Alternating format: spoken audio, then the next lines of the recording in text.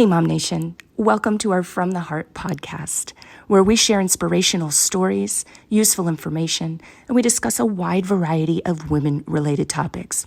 While you're listening to this episode on your favorite podcast platform, please subscribe to our channel and rate us so that we can get this information out to the moms that need to hear it. If you'd like to join the conversation, we are at MOMnation USA. That's our handle on YouTube, Instagram, and Facebook. We hope you enjoy the show. Hey, everybody, and welcome back to the very last episode of 2023, episode of From the Heart, actually. So if you follow our channel over on MOMnation USA, which is our handle for YouTube, or if you follow MOMnation Talk Radio on your favorite podcast platform, you will know that we have several different shows that go through those channels. This particular one is From the Heart, and we talk with women that have inspirational stories that have risen from the ashes, that have come through things that they needed to have major breakthroughs in order to get to the other side and be the amazing, successful humans that they are.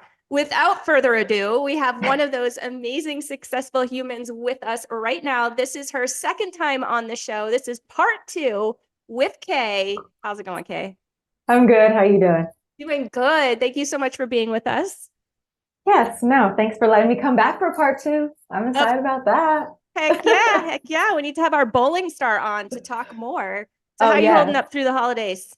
Good. Just getting used to all that stuff and Christmas, and now I'm doing Elf on the Shelf this year for my son since he gets it. So it's a new thing for me because before he was too little, but it's good. I actually really enjoy it. It's fun. May the force be with you on that one. So we did Elf on the Shelf for a couple of years. My son is a little older now, so he kind of understands that some of the magic of Christmas isn't necessarily so magic. If you know what I mean. It's mom and dad. Yeah. But it was funny because over the years, like we would, the first year is super fun with the elf and you do all the crazy things and it was really fun for us. And then like the second year, maybe I forgot to move him once or twice. And, we had to like make something up in the morning. I don't know. The elf was tired or something, you know what I mean? So it's fun though. It's really cool, especially when they're littles like yours is. Yeah. Sweet. Well, good luck with all of that and happy holidays to you and your family and to you guys out there, our listeners and followers. Let's dive right into it. So if you guys remember from part 1, and if you don't remember, I actually have the link in the show notes to part 1 with Kay. And Kay grew up as a child in the foster care system. And she shared quite a bit with us in episode 1 about what that was like for her and the different families that she lived with and kind of her experience through that. And she spoke a lot about the resources that were available to kids in the foster system that she took advantage of. And I really wanted to dive a little bit deeper into that, Kay. Could you talk a little bit about those resources that were offered? And I'm assuming that, you're an adult now, so things maybe have changed a little bit over the years. Yeah. Yeah, sure. So like I said in our previous conversation, they do have a lot of resources, but it's all really up to the person that, like me as the person in foster care, on whether or not I wanted to take advantage of those resources. Like in some instances, you have those guardian ad litems, which are, like I mentioned before, were like the people that talk for the kids in the court system and different things like that. And as long as you use that resource and you don't look at it as a sense of like something else you have to do, or why do I have to do this, or be angry, because a lot of times there's a lot of resentment and stuff like that when you're going through situations in the foster care system. And as long as people understand that they're not really there to like cause you problems, they're really there to help, but it's really up to you if you want to be the person that's actually going to take the help, because that's really what it matters. If you don't want it, then nothing that we say is going to matter. But if you really want to be better, and that's like your goal is to actually be something and not be a statistic, then use what you have essentially at your disposal. So for me, there was a bunch of different programs. So I was in foster care, and then I got in trouble, and then I basically went to like little girl jail. And actually when I left from there, they actually have what's called, I actually looked it up because I was talking to the lady that I told you last time about letting me drive her car, and I still talk to her, and she actually works for the state of Indiana still. And so the program still exists there, but it's called the YES program. And what that is it's called a Youth Employment Services. So essentially, or empowerment services, depending on which portion of the program you're using. And basically what that does is they get in, you meet somebody, and they have all these options for you. They help you. They have different programs where they'll let you get interview clothes. They have programs where they can help you get a GED. They have programs where you can apply for scholarships. And if you're in foster care, there's so many scholarships that you can get if there's something that you enjoy, because it's basically free money. Like when I say that, the government does have a lot of money that they spend towards that, but the people that actually use it is really less than what you would think. And so a lot of that stuff goes to waste. But really, that's how you use those resources. Sometimes it's kind of, when I want to say annoying, right? But it's like you have to submit an essay or tell them a paper, give them a paper on why they think you deserve it. And what do you want to go to school for? And they ask like your current grades and different things like that. But if you really are truly interested in doing it, then they give you all the stuff that you need. I mean, through the program that I was with, they helped me find a job. I actually got interview clothes. Like they send you to places that are partners that are like the charity kind of partners. They do charitable work with the state or whatever. And so they'll send you to those places, and it's like nice suits and like dress shoes. And so it's really like they really help you if you really want to be something. That's So awesome. I definitely use that. I think that was really what it was for me, because once you go there, and if you're with somebody who is really doing it because out of the goodness of their heart, they really want to make, kids realize that they are worth something and they can be something, and they're not just doing it for whatever, they're actually doing it because it does mean something to them. They do go above and beyond to help you. So it's just like, if you're lucky enough to find that person, don't consider them as a burden, because at the end of the day, they're really going to be more of a guardian angel. I mean, I got my GED when I was 17.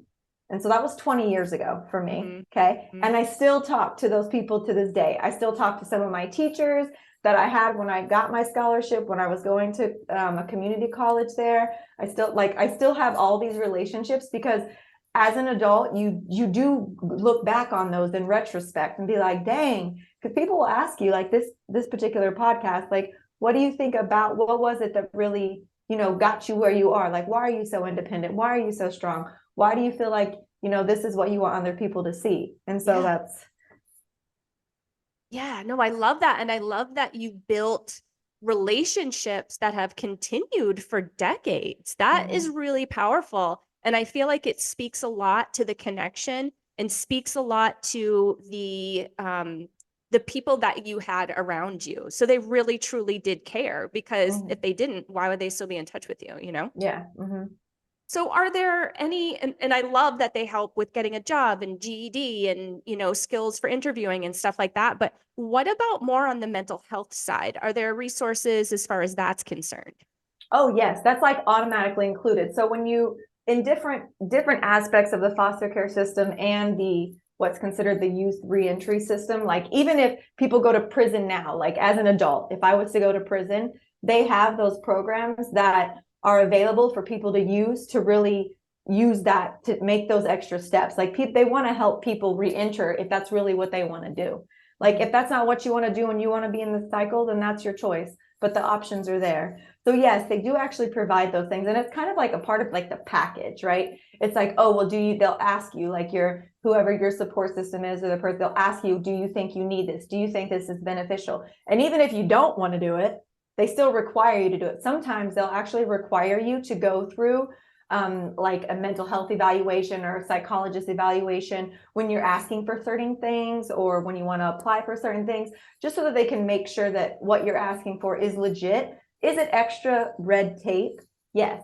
But if that's really what you want, then spending, 3 hours over 3 weeks at the end of the day is going to make you a better person than it would have been if you didn't do it. It's just, is it annoying? Yes, but hey, sometimes you got to roll with the punches, right? It's like, not everything's just like, here's your silver platter. Like you have to work for it if you want it.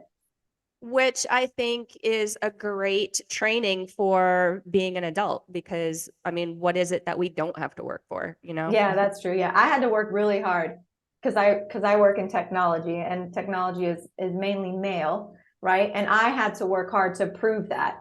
And to me, it doesn't bother me that I have to go above and beyond what a Steve would have to do, because I know at the end of the day, I know what I'm talking about. I understand you need to make sure you know what I'm talking about. And so that doesn't bother me. It's just something that I expect, and it's fine. And if not, cool, but I don't have a problem doing it if I have to. So you had mentioned with my first question that there are some things that you don't have to take advantage of if you don't want to. Is there anything that's required that if you're in the system, you have to go through as far as resources are concerned?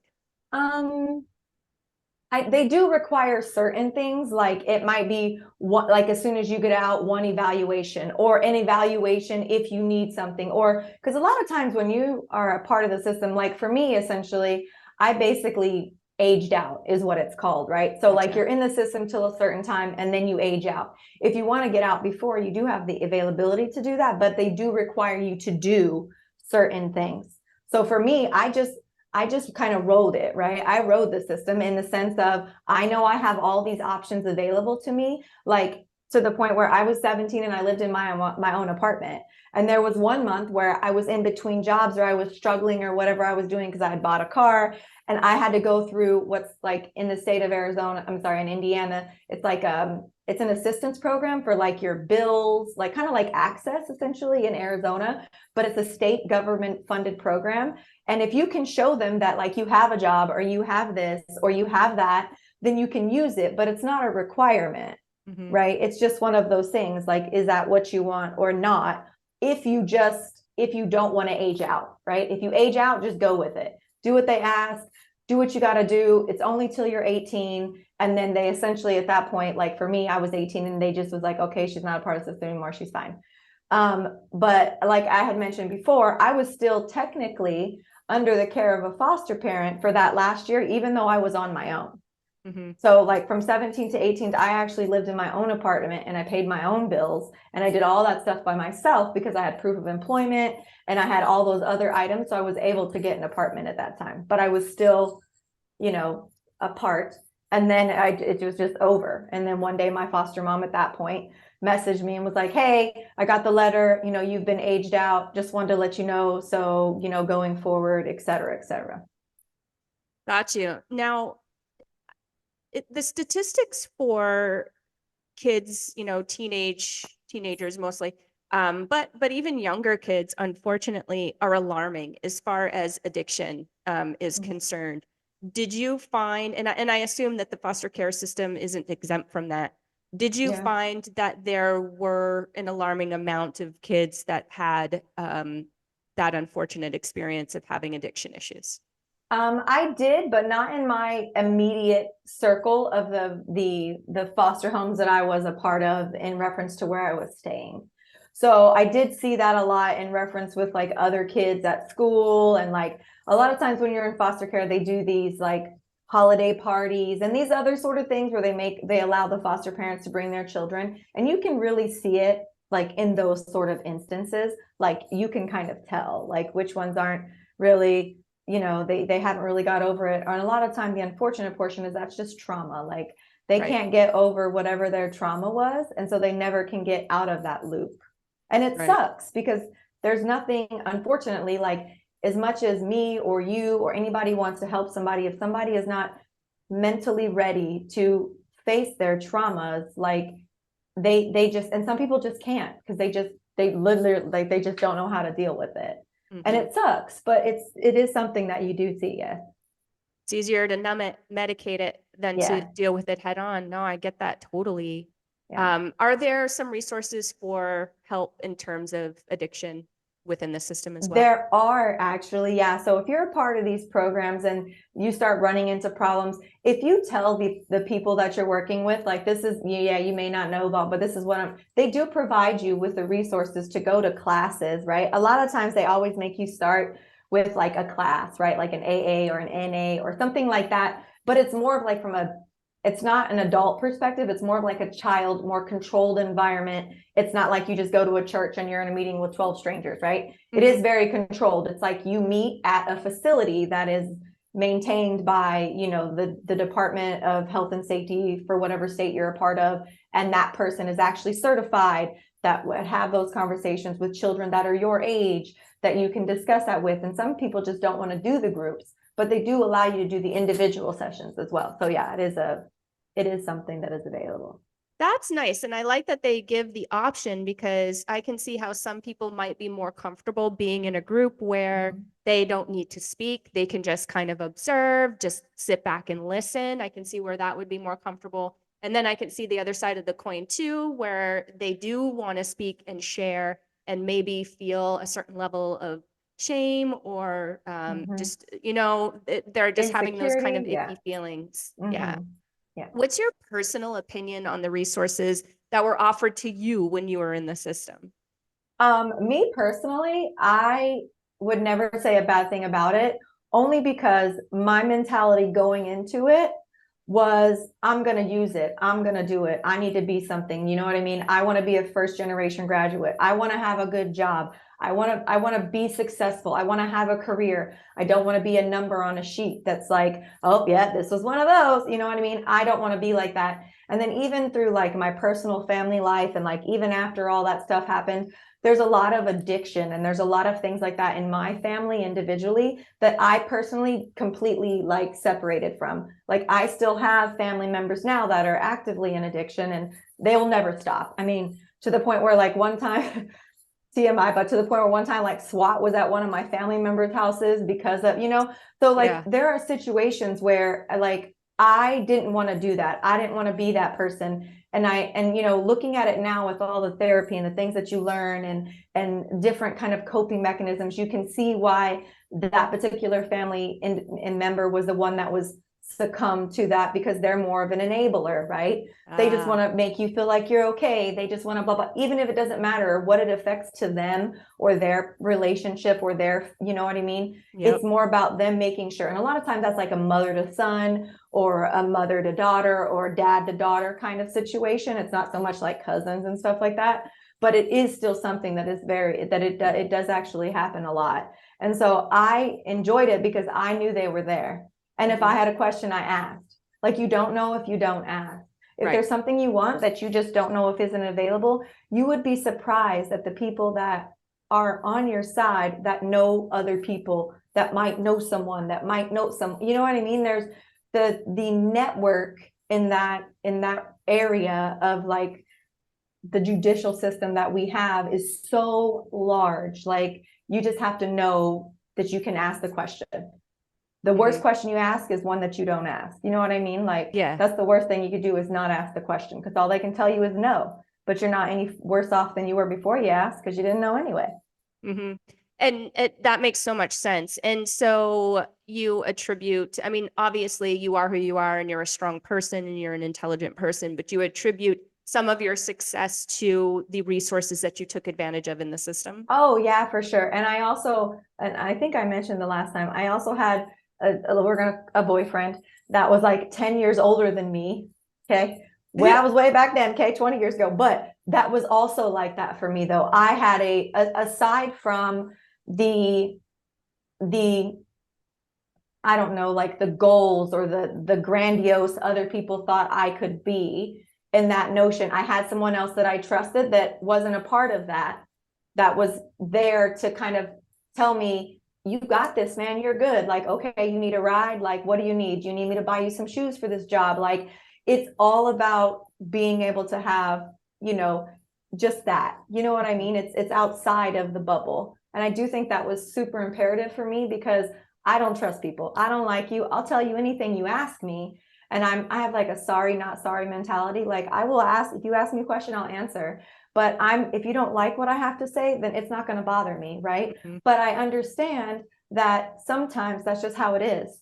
And that's okay. It's totally fine. At the end of the day, like, we'll come back around in the circle. If you need something, we can have a little powwow, right? So it's nothing is ever like too far past the point where you can get items completed that you really want to, that's a goal that you want to set for your life.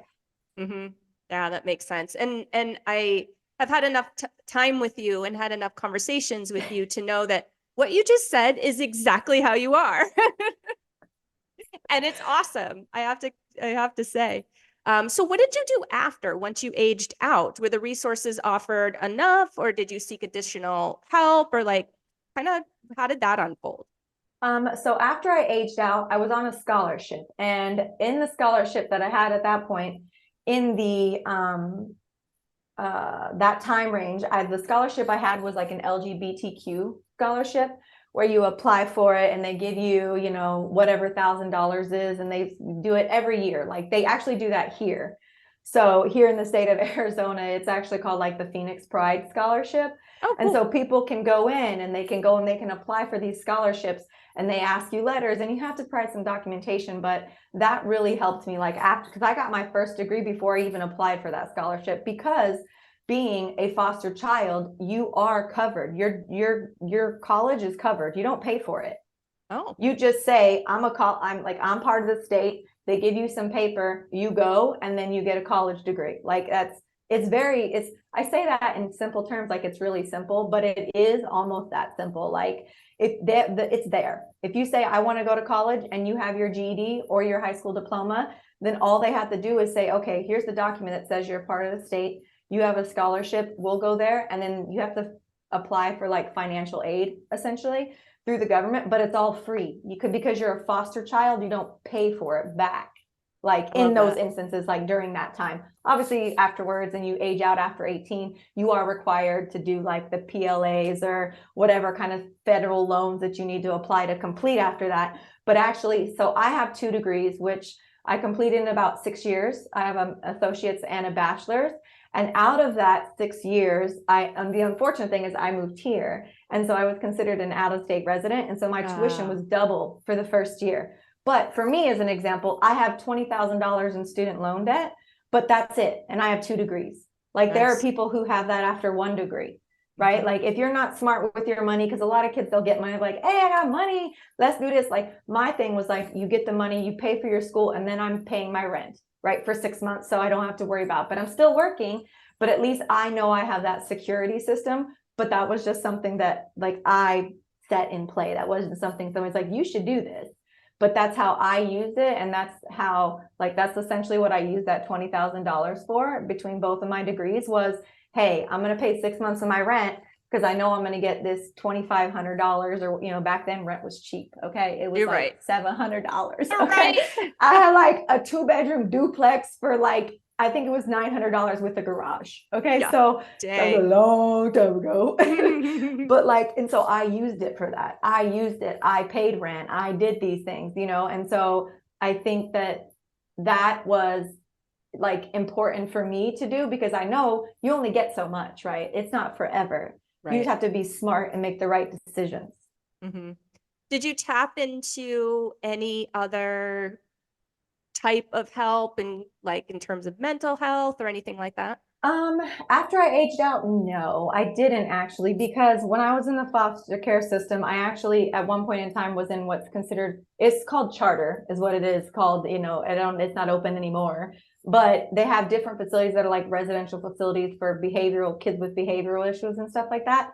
And those ones were the ones that I used that time to get that help, right? To get that, to go through that, to work through that. Like I'm in a controlled environment and no stranger's going to come in here. If I have to say something, I know this door is locked behind me. Like you can only get in this door if there's a badge, you know? So it was more of like for me, it was like just trying to understand, like I wasn't the problem, right? That's what it was. Cause like a lot of times when you go through sexual abuse trauma as a child and different things like that, especially if you're a girl, it makes you very much feel like you're the problem or you did it.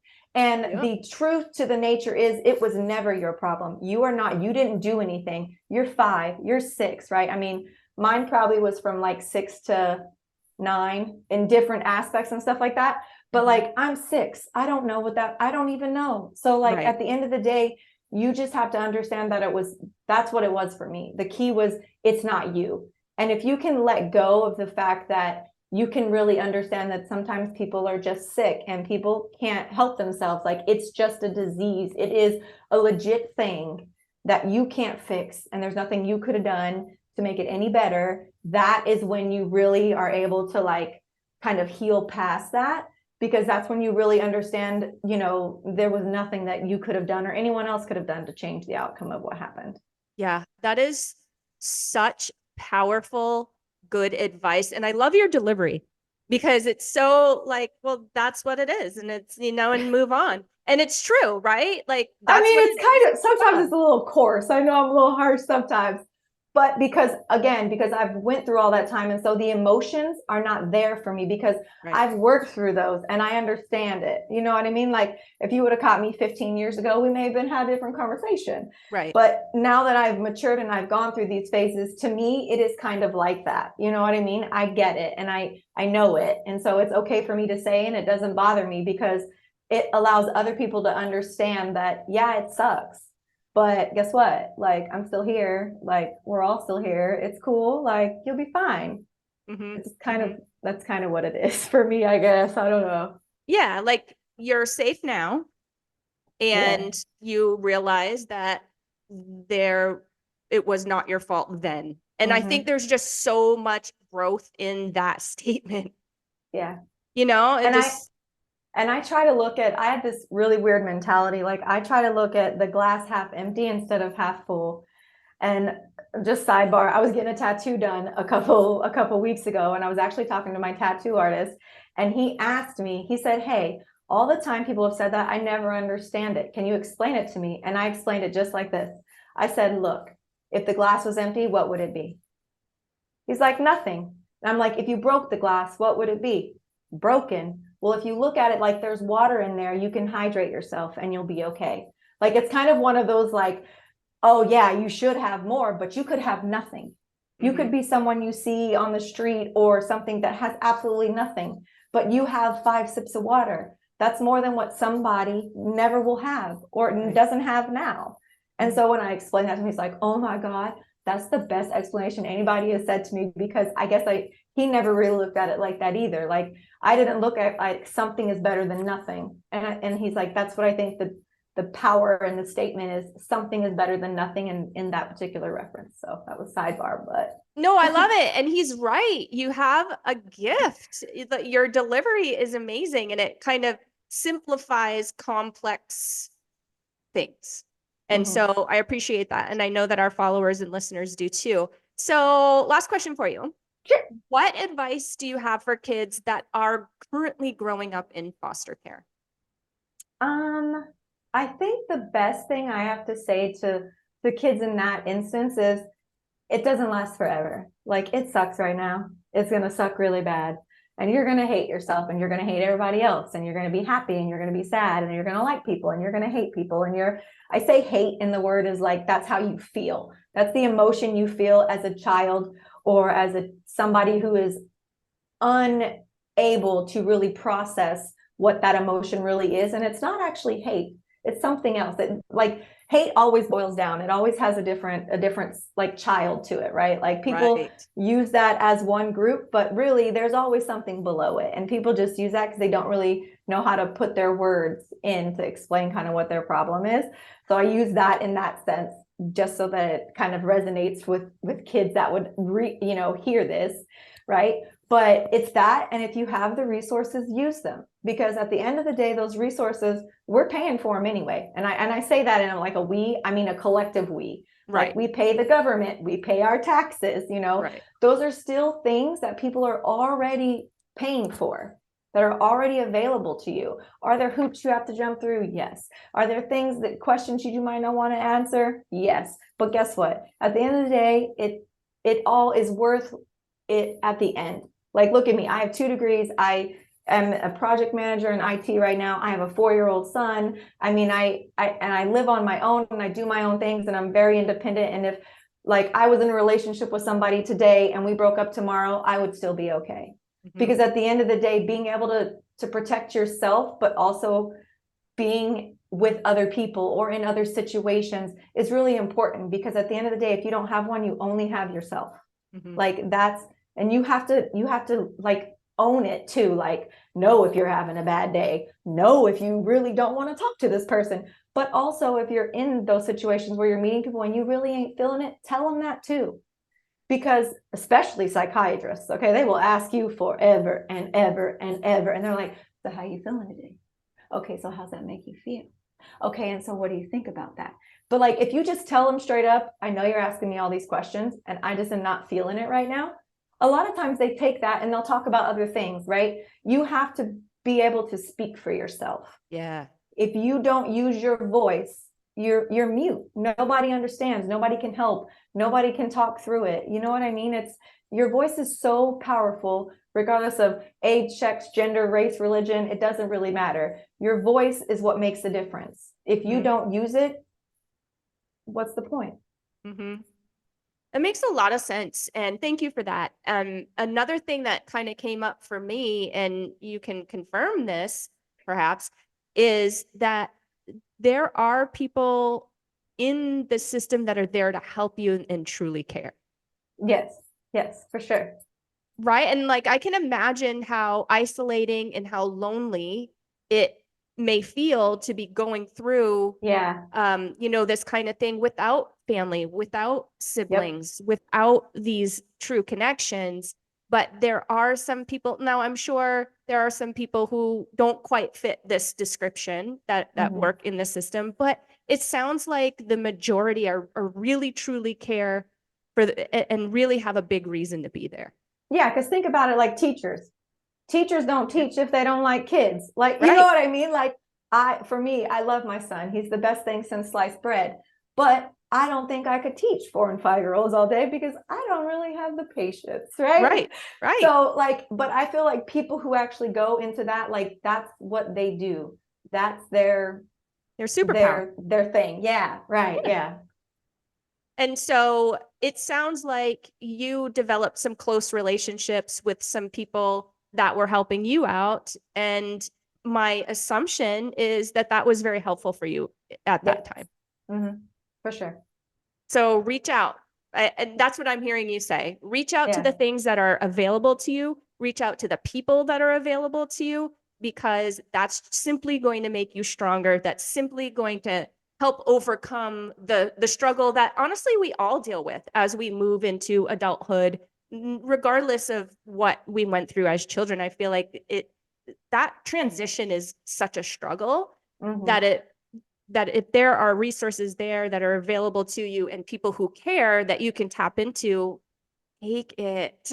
Yeah, I use it very much in the sense of like when it comes to like bonus money or, free stuff you get from your job. Like if you don't use it, you lose it. Like it's kind of one of those things. Like they give it to you. Do you want to use it or not? Because some people are going to use it, but are you going to be one of those people?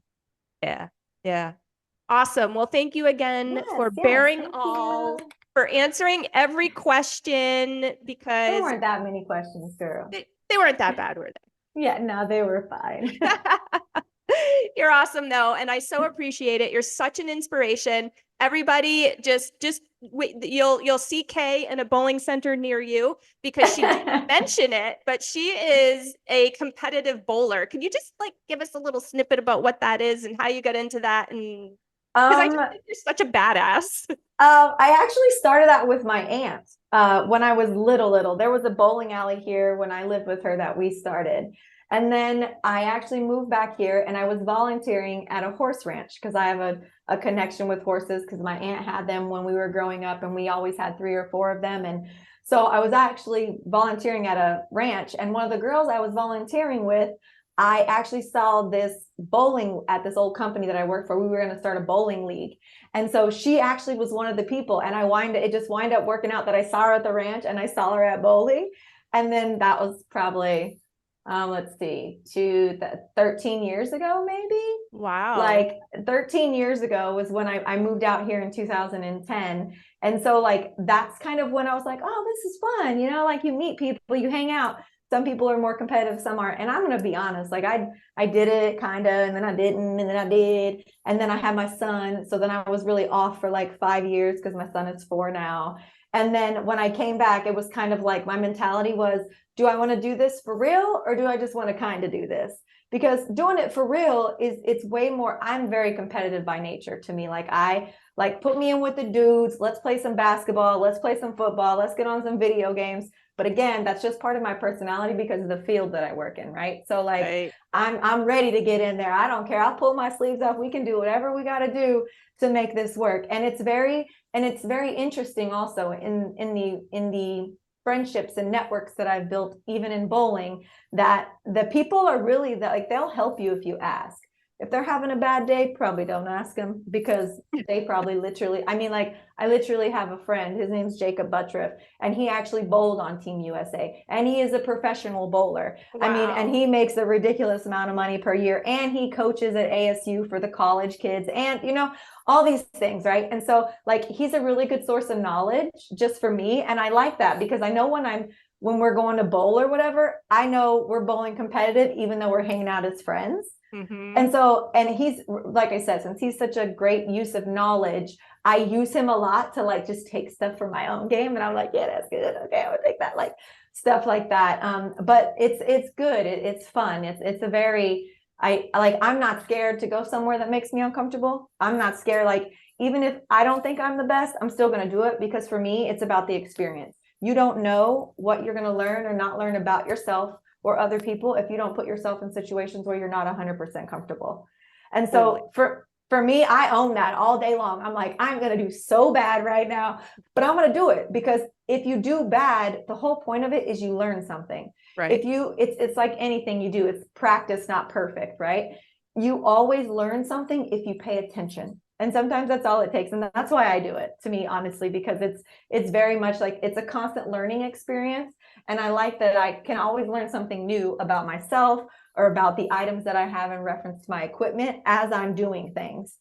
And sometimes it's just a bad day, and that's all right, because guess what? You'll come back tomorrow. I mean, like, I did a bowling tournament a couple weeks ago. I had a really bad bowling tournament score. And then I went to league and I got, like, my highest scratch score that I've ever gotten. So it was kind of one of those things. That I do bad in the tournament? Yes, horrible. However, you overthink so much in tournaments because you're trying to be better. You're really about trying to cash. You want to make money. When you go to league, if it's not a competitive league, none of that stuff even matters. And it's just muscle memory. So you're just, you know what I mean? You're just killing it at that point, right? And so to me, that's what it's about. It's always about that constant. It's never perfect. You always learn something. And so that's why I enjoy doing it. And there's so many nice people that are a part of that community, and you learn so much about people. Like, you learn the difference of certain people. Like, somebody can smile in your face and make you think like they're like the happiest person in the whole world. But if you do enough tournaments with them and you become their friend, you really understand that they're not really that happy at all. And sometimes they just do it because they don't want to be alone, or they're feeling down. You know what I mean? And it's like, for me, when I do those competitions, I try to make it fun, because we all don't want to be here. This is stressful. Oh my God. But I want to crack jokes. I want you know what I mean? Yes, you got to be lighthearted about it, because if you get so upset, you get too upset, and then you just get basically blindsided by the fact that you're angry, and you can't, you know what I mean? You can't really do anything, right there, because you can't get past that, right? Get it's out of very it. laser focused. Right. So yeah, I don't know about to a bowling center near you, but I do actually plan to do USBC Queens this year, which is actually Nice. like a national tournament. I don't know how I'm going to do, but I'm going for it, because that's kind of like when I started back bowling after I had my son, when I started back about a year and a half ago, it was, I want to get to the point where I can do it, just so do I care that it's $500 to enter and I have to be in another state for 5 days and it's 5 different patterns? Nah, not really. Because for me, it's about going to the other state, being in that situation, doing something different, being in the moment. Like, if I do it once and I do good, cool. If I do it once and I do bad, so what? Guess what? I still made a goal. The goal was to do it, and I did it. Like, you know what I mean? So it's kind of like same thing with the 15K I just ran on Sunday. Dang, I didn't even know about that. Yeah, Arizona does a hot chocolate run every day, and every year. And my best friend's wife does it, and she's an Olympic ice dancer, retired Olympic ice dancer. And so she likes to do it every year, and we go do it. And we did it yesterday. We did 9.3 miles in 1 hour and 38 minutes. So it was like a 10-minute, 15-second mile or something. But it's so much fun, because it's like you have someone to do it with. And it really, like, I don't know, it makes me uncomfortable, because it's very uncomfortable physically to run 9.3 miles. Yeah. But it's fun. It's about, I do it really because at the end I get like this cute little medal that's, it's $85 to do it, whatever. It's once a year. But like, that's what it's about. It was a goal. I wanted to go in there. I wanted to do it like this year. I wanted to do a sub 10, which means run a minute per mile, lower than 10 minutes per mile. And I had it until the last mile, and my body just kind of gave out. But at the end of the day, I was okay with that, because guess what? I still finished. I could have just not finished at all, and the girl Exactly. the girl that I was running with, that was her personality too. She's like, I don't really feel like doing this, because she has to do some like Christmas ice dance shows, because she still does that kind of stuff. And she's Gotcha. like, I don't really want to do this either, girl. And I'm like, but we gotta do it. So it was fun. It was good. I enjoy doing those things, because it really tests you mentally and physically, and it really helps you realize, like, regardless of how hard you think it's going to be, there's always a finish line somewhere. You know That's what I'm right. saying? Like, That's that's right. kind of, that's another reason why I do it too, because there's always an end. I love it. You're so inspirational. How do you bowl with those nails? Well, actually, this hand is shorter. So, like, Oh, if you that's look at this hand, they're very funny. long. And so this hand is actually shorter for my bowling. Yep. Got it. That makes sense. I'm like looking at those things, and they're gorgeous and very Yeah. festive. And I'm Yes. thinking to myself, how in the world does she swing a bowling ball with those And things? it's funny, when I go to the nail salon, the nail ladies at the nail salon always ask my nail tech the same question. Why are her 3 fingers shorter than the rest? And I'm like, I had to be pretty, because I gotta, this is my thing. Like, as you grow up, you have your thing you do for yourself. My nails are my thing. Like, that's my monthly, like, kind of splurge on myself, is to do my nails. That's it. And it makes me happy. They're fun to look at. It makes other people happy. They get it. You know what I mean? Like, and sometimes that's what it is. It's, oh my God, your nail is so cute. Is that Rudolph? Oh my God, yes. Like, something little like that makes a big difference to some people sometimes. You know what I mean? And that's what it's about. Like, I can do what I want to do, right? But if something I do makes somebody else in a better mood, or does something to kind of lighten up, then whatever, let's do it. Like, Heck it's yeah. fine. And I love that you're also attending to the self-care aspect, because I feel like a lot of times, especially as women, we're too busy taking care of the job and the household and the kids and the things. And we put self-care on the back burner. And Yeah. I love that you've identified that nails are your thing, and they make you happy, and they're a great conversation piece. So they make you a little bit more social. I love that you've identified that, and you allow yourself that monthly splurge. I think that's huge. Yeah. So here she is, Kay, with 2 degrees, master competitive bowler. She is amazing in her male-dominated industry. And she went through the foster care system as a kid, guys. And she had her things, just like a lot of us have our things. But listen to her mindset, and listen to how she powers through those obstacles, those hard things. And she reminds herself as an adult that she's here and she's safe and she's in control. And I think that's giant. So thank you for sharing that with us, Kay. Yeah, no problem. You are absolutely amazing. Again, if you guys want to check out our first episode with Kay, that part 1, I do have that linked in the show notes Watch here. it. Watch it. Watch part 1 first, as we're saying at the end of part 2. That's okay. Do you ever do that though? Do you ever go and like watch the sequel of a movie first, Yes. and then you're like, well, now I have to watch the first one because I'm missing so much information. So definitely check that out, because she dives into her personal story, which I think is just as inspirational as today was. So thank you again, Kay. Hop on over to our YouTube channel. It is at MOMnation USA. That is our handle. You can scroll around, check out all of our shows. Our From the Heart playlist is the very first one that you'll see on that page. And that is where you will see Kay's beautiful face right there in that playlist. If you are more of the podcast type, pop on over to your favorite podcast platform, do a quick search for MOMnation Talk Radio, and that's where you can connect with us. Do all the things like follow, download, rate, notify, all of that stuff, and you will never miss an episode. Thank you again so much. And I'm wishing you all an amazing holiday. Happy New Year. Bye.